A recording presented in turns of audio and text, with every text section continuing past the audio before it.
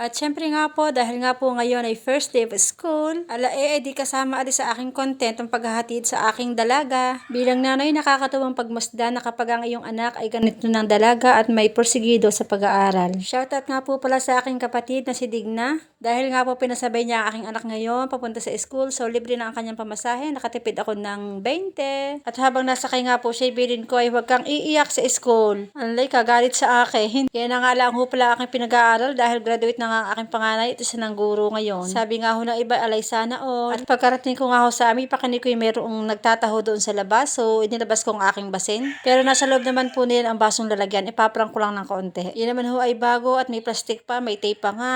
Gamit ko lang yan sa aking pagbibideo. Ala, itawa naman ang Kuya Kaloy Yun ho, nagtitinda ng taho din sa amin. Napakasarap. Sabi ko nga ho'y punuin at halagang 5 piso lamang ang aking bibilhin. Kupo, logi pa sa baso. Ay bakit ka ho? Ito inihaarok ng aking basin na ayaw pang kuhanin. Ay tas naman ho ako ng katatawa at talaga namang ayaw niyang kuhanin ang aking basin. Nako, ay mabuti na lamang at walang bata. Ay kung meron ho din yung bata at may pasok, ay ubos ang 100 ho. Kupo, pagkakayabang Sabi ko nga sa Kuya Kaloy, ipit gagay ng pagkuha mo, ayaw mo pang isang kutsara, unti-unti pa Anlay, magtatagal ang oras mo diyan, kaunti-unti niyan. Ay sabi hon man ho niya, ay siya naglalaro kasama ng paglalaro sa pagtitinda. Yun naman pala. Yan ho, sasamahan pa niya ng sago at saka ho nung arnibal, ay pakatamis-tamis naman. Sabi ko, tama ng kaunting tamis, baka magka-diabetes. Dahil tayo ho, pag naedad, baka mga 40 hang mahigit na, dapat ho tayo nag-iingat sa ating sarili. Diga ho. Naku po, ay sa mahal pa naman magkasakit ngayon. Naku po, ay talagang ubos ang inipon. Ay kung may inipon ho, ay katulad kung wala namang kaipon-ipon, ako naman, ay di gagala ho sa paghahanap ng kwarta. Yan na naman ho'y payo ko. Ay siyempre kung ayaw niyong makinig, ay di huwag ho. Basta't ako'y nakapagpayo sa inyo ng kaunti, di ka ho.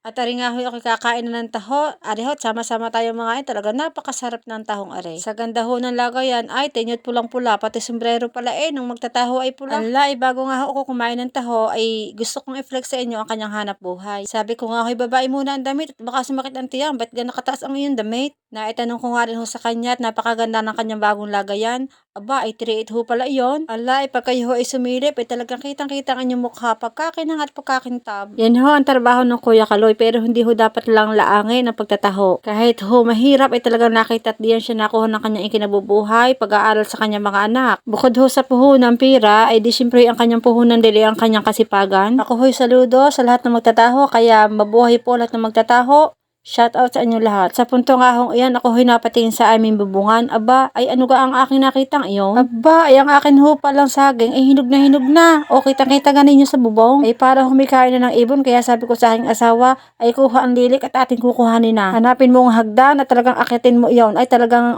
pagkaganda-ganda na kahit hinog na nga. Kahit nga ho na ambon, yan ha. At talagang may ulang kaunti, ambon ang tawag. Allah, kukuhanin pa rin ho namin iyan. Hinog na Ayan nga ho, at hindi naman ho sa pagmamayabang.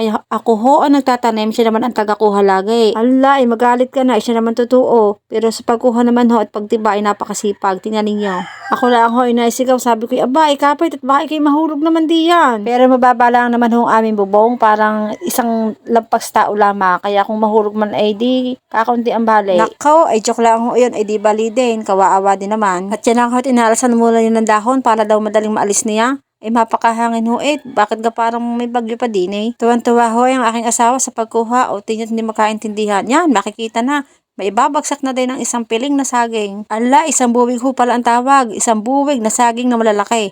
Ala, pagkalalaki ho niya, tingnan ninyo. Yehey, sa wakas ay nakuha din ho niya at ibabagsak na nga ho. Sabi ko, antay mo rin, hindi ko kaya. Tinawagan ko nga ho ang Kuya Kaloy at nandini pa nga din. Yan nga ho, tandahan ang ibinababas. Ay dahan-dahan, sambot Kuya Kaloy. At baka mabasag ang hinog, sayang din naman. Allah, lasa ko hindi badala ng Kuya Kaloy pakakabigat nga yata naman noon. Ay, kaganda Hinog na nga ang iba Sabi ko, ibabay din sa lababo at ating gagayatin, ating aasin. Yan, pakakaganda naman. Allah, ay hinog na nga ho. Ay sobrang laki na hindi ho yan saba. Pero hindi ko ho alam kung anong tawag sa saging na yan. Yan ho ay hindi nilalabon. Automatic na ho yung kinakain. Hindi ko lang ho alam talaga kung anong tawag. Pakakalaki ho.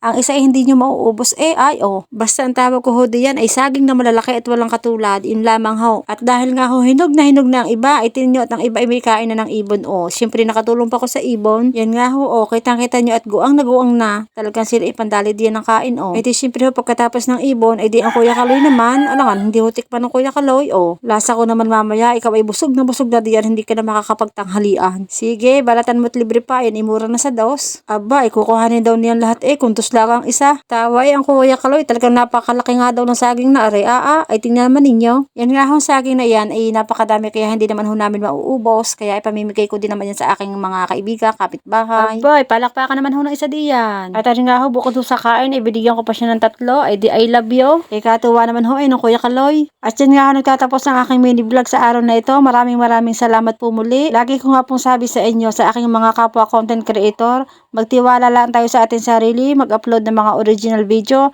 at tayo mamamonetize din balang araw. Magtiwala tayo sa ating sarili at magmawala ng pag-asa. Kung kaya ng iba, kaya din natin. Malayo pa pero malayo na. Sa anumang ating gagawin, samahan natin lagi ng dasal at makakaya natin, magsasucess tayo balang araw. Thank you. God bless everyone.